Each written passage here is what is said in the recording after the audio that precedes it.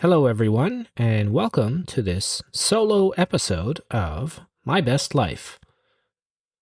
There is a certain kind of energy that is easy to spend, but difficult to recover. We see it in the way we scatter our attention across a dozen distractions. We see it in the endless pursuit of stimulation, entertainment, and novelty. We see it in the way we reach for our phones whenever we feel bored, uncomfortable, or alone. And perhaps nowhere is this more apparent than in the way we relate to sexual desire. Sexual energy is among the strongest forces in human life. It can create intimacy. It can bring new life into the world. It can deepen our connection with another person.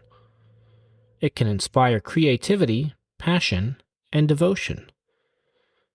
But precisely because it is so powerful, it is also capable of becoming compulsive. And this raises an interesting question.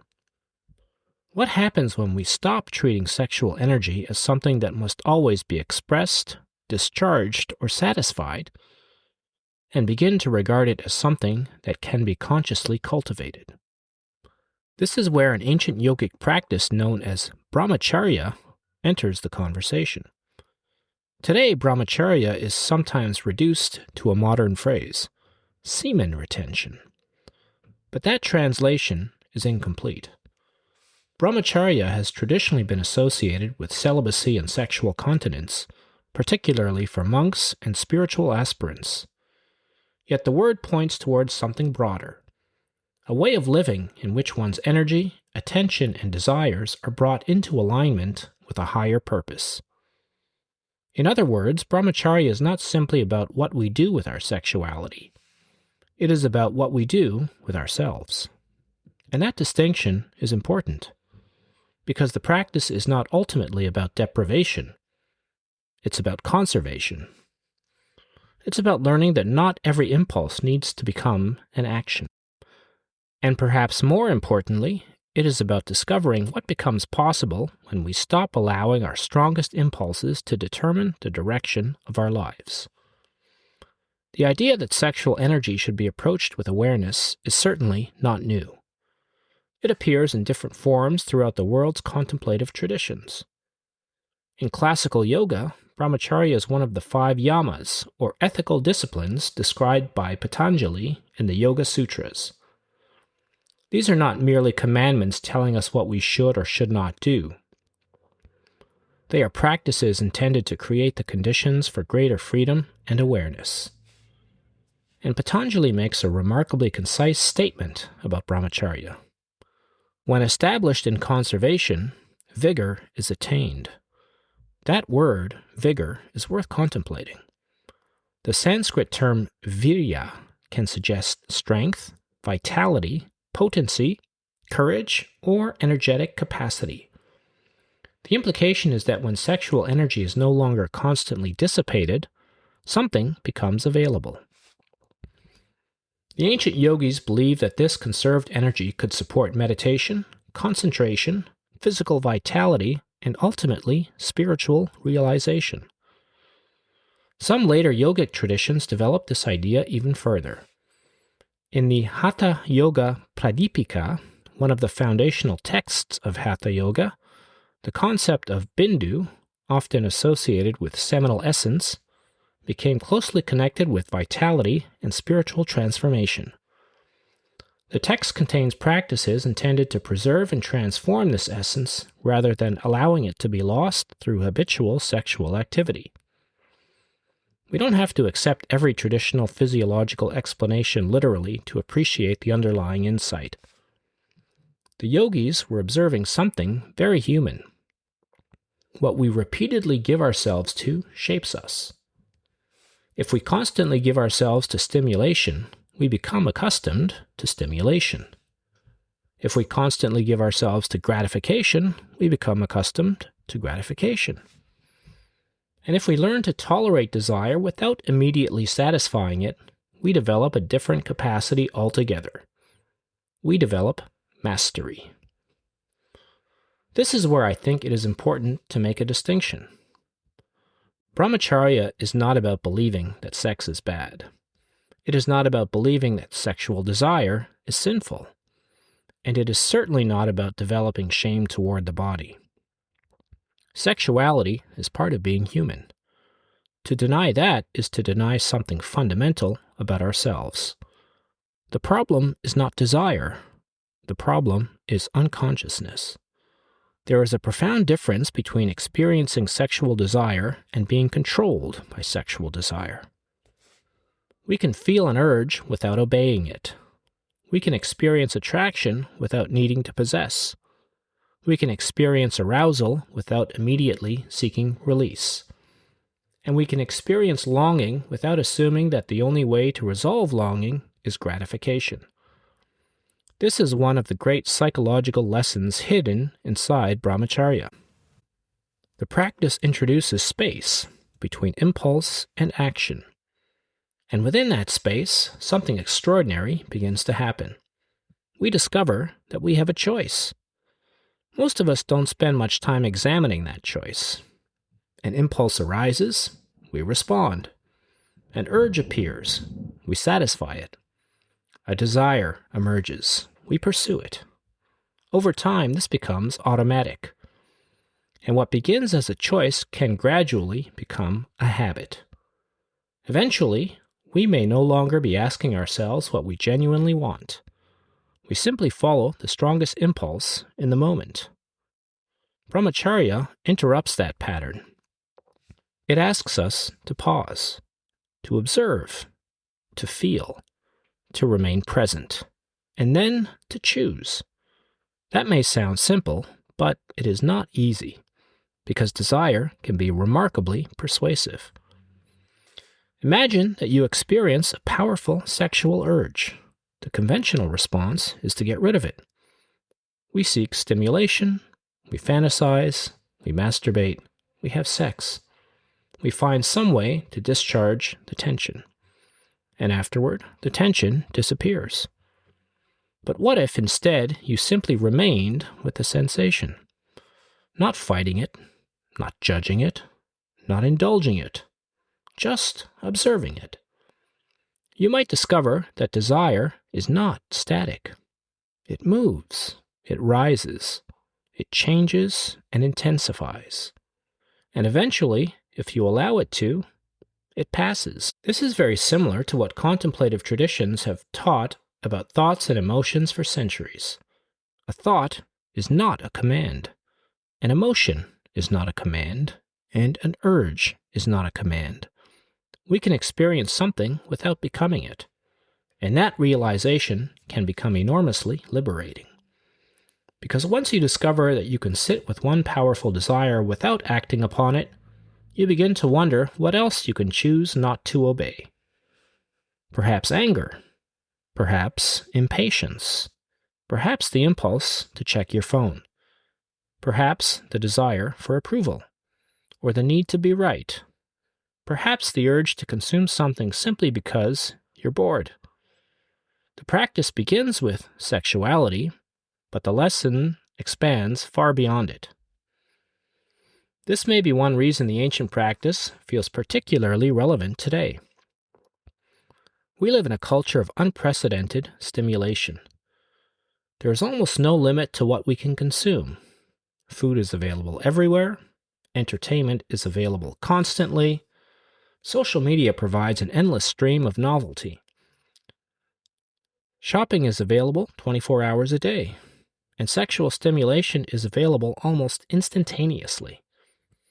We have created a world in which gratification is increasingly frictionless. You don't have to wait.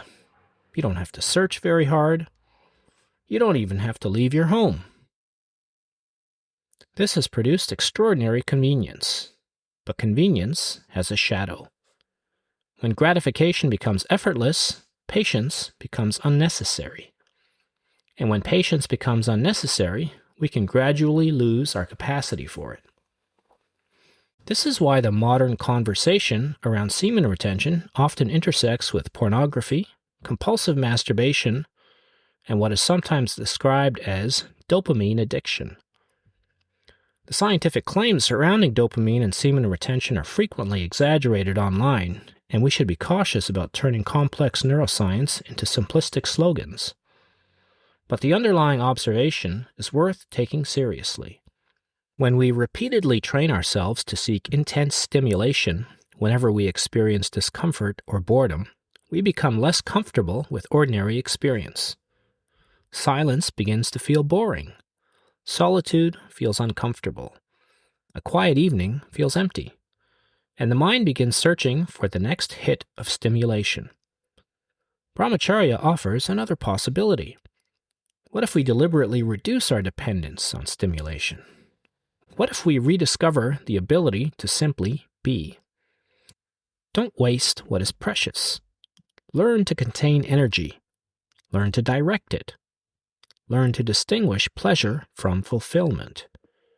And learn that restraint can sometimes create a greater capacity for experience rather than a smaller one. There is a difference between conservation and suppression. Suppression says, I must not feel this. Conservation says, I can feel this without immediately acting on it. Suppression creates an internal war. Conservation creates awareness.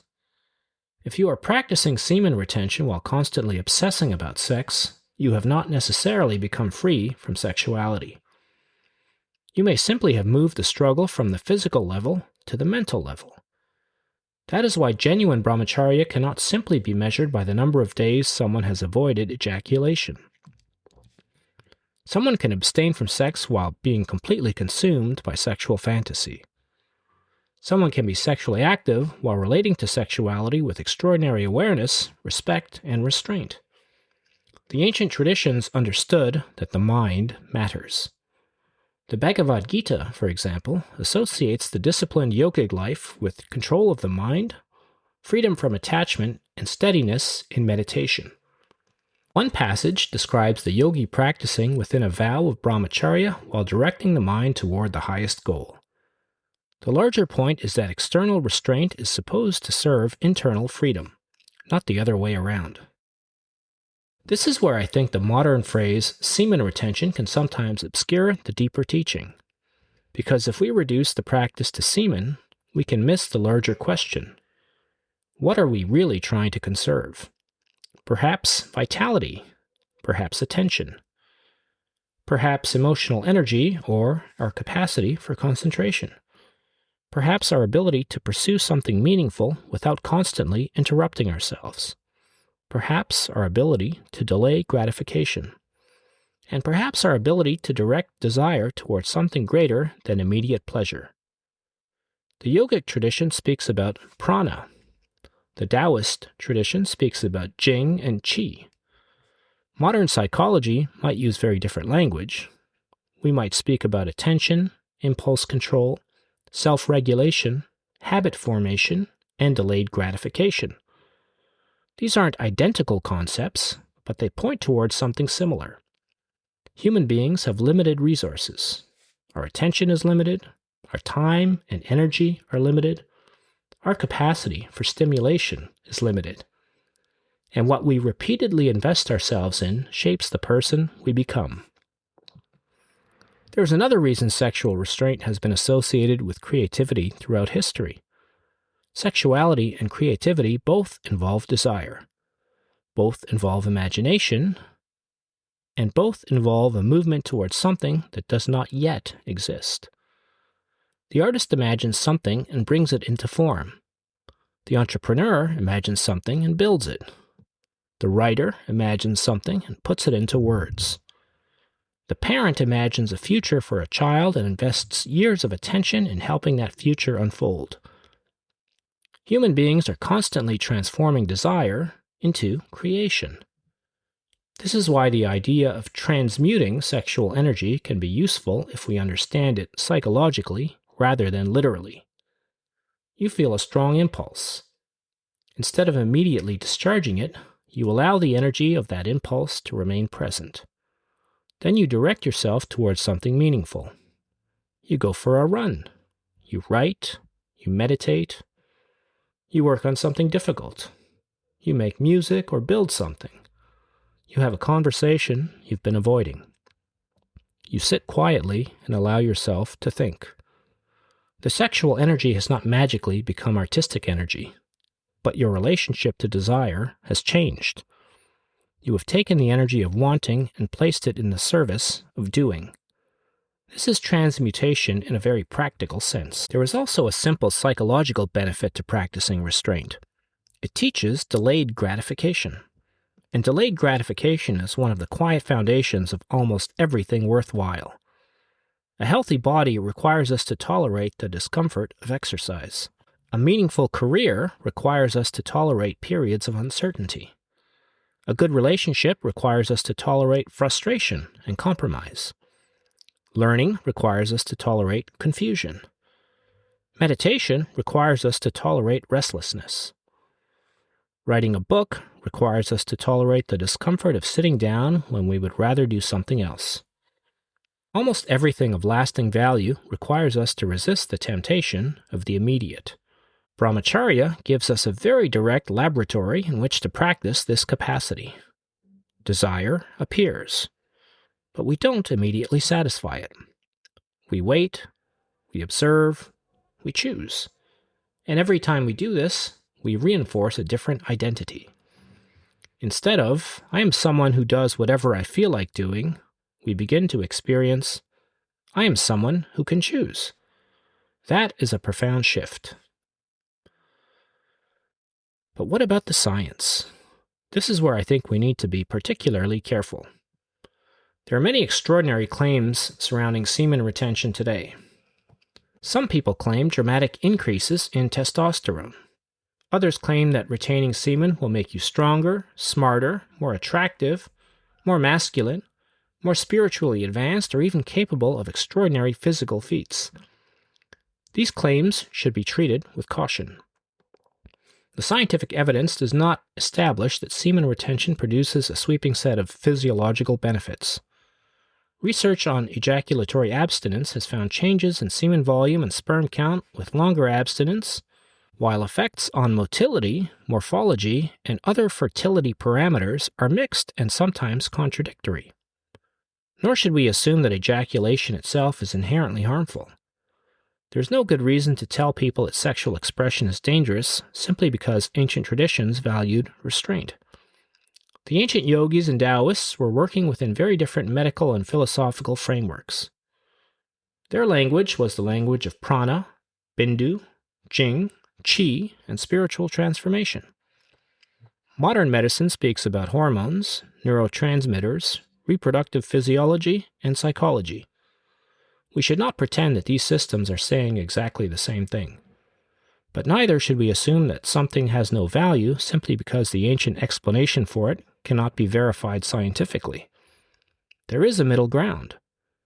We can respect a tradition without turning it into pseudoscience. We can practice restraint without making grand biological promises. And we can say something quite modest but still powerful. Learning to regulate a strong impulse may be beneficial. That is hardly a radical claim. Perhaps the most valuable thing brahmacharya offers is not increased energy at all. Perhaps it is increased self-knowledge. When we stop automatically satisfying desire, we are forced to ask a series of uncomfortable questions. What am I actually seeking? Is it sex, or is it intimacy? Is it pleasure, or is it relief from boredom? Is it connection or validation, attraction, loneliness? Is it desire or anxiety? Is it sexual energy? Or am I simply uncomfortable being alone with myself? These questions can reveal a great deal. Sometimes what looks like sexual desire is really emotional hunger. Sometimes we are not seeking pleasure so much as escape. And sometimes we genuinely want sexual intimacy, and there's nothing wrong with that. The point is not to make every sexual desire psychologically complicated. The point is simply to become conscious, to know why we are doing what we are doing. That is the beginning of freedom. This is also why brahmacharya does not necessarily require lifelong celibacy. For some people, celibacy may be a meaningful spiritual path. For others, it may not be appropriate. The ancient traditions themselves were not uniform. The Hindu tradition recognized different stages and paths of life, including the householder stage.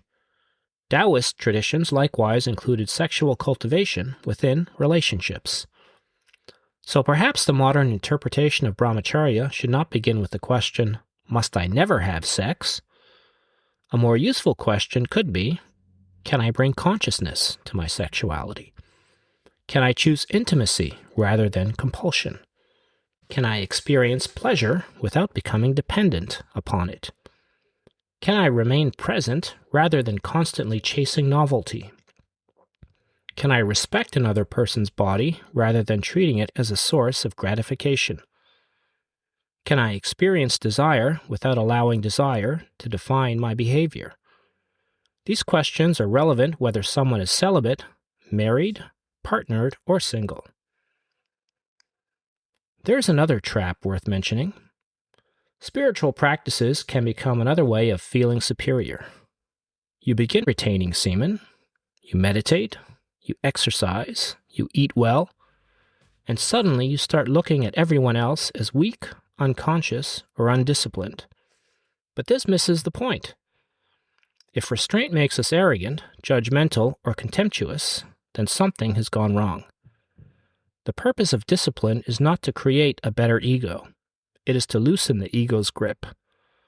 There's nothing spiritually impressive about telling other people how many days you have gone without ejaculation.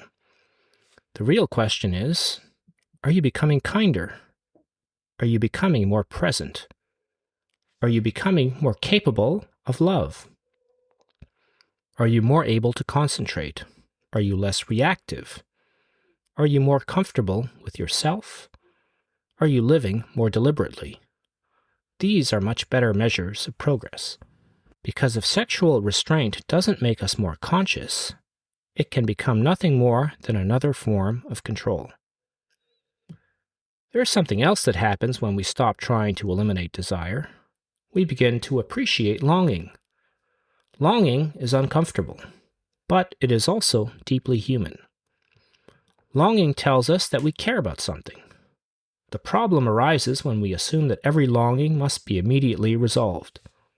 Perhaps we can learn to carry longing, to allow it to exist, to let it remind us that we are alive. The poet and the artist long, the seeker longs, the person in love longs. The spiritual aspirant longs for something beyond the ordinary. Perhaps the mature response to desire is not always satisfaction. Sometimes it is transformation.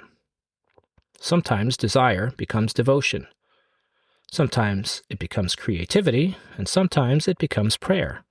Sometimes it becomes a deeper commitment to life. And sometimes it simply becomes a feeling that we learn to hold. So what might brahmacharya look like in modern life? It might begin very simply.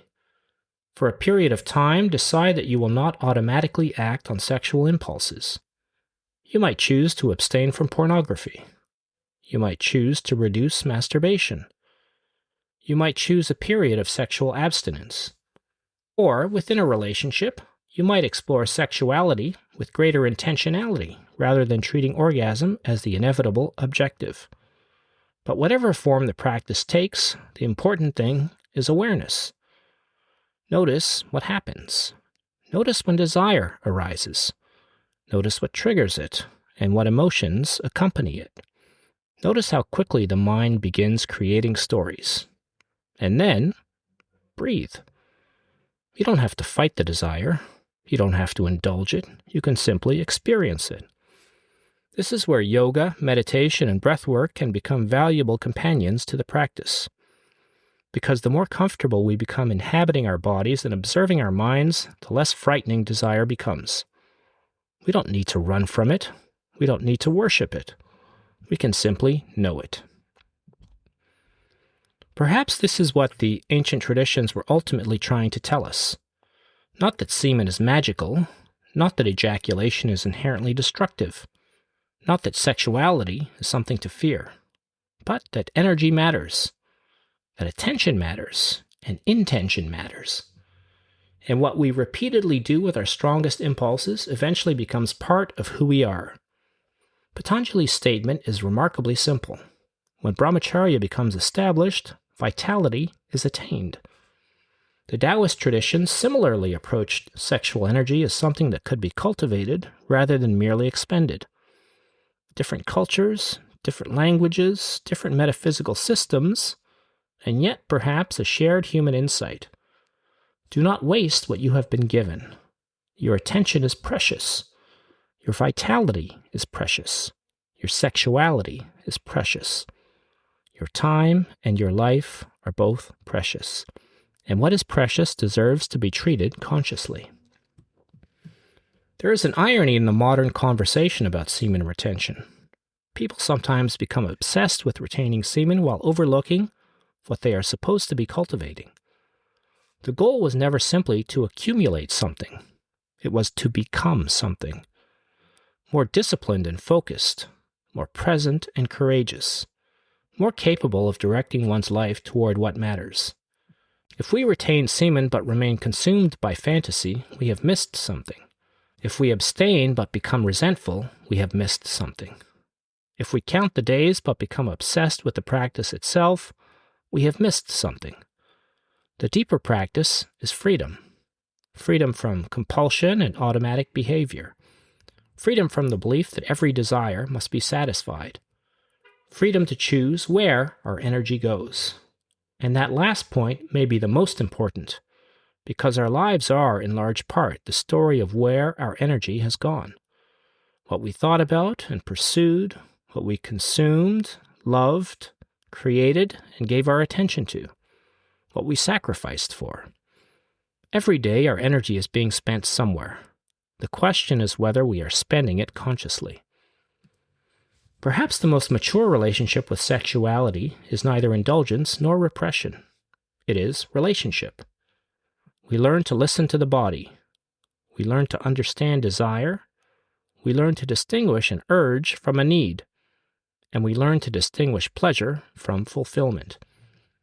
We learn that we can experience powerful sensations without being controlled by them. And slowly, we become more comfortable with the space between wanting and having. That space can initially feel uncomfortable, but it can also be fertile. It is the space where creativity emerges, the space where reflection and choice become possible, the space where we can ask, what do I really want my life to be about? And perhaps that is the real promise of brahmacharya.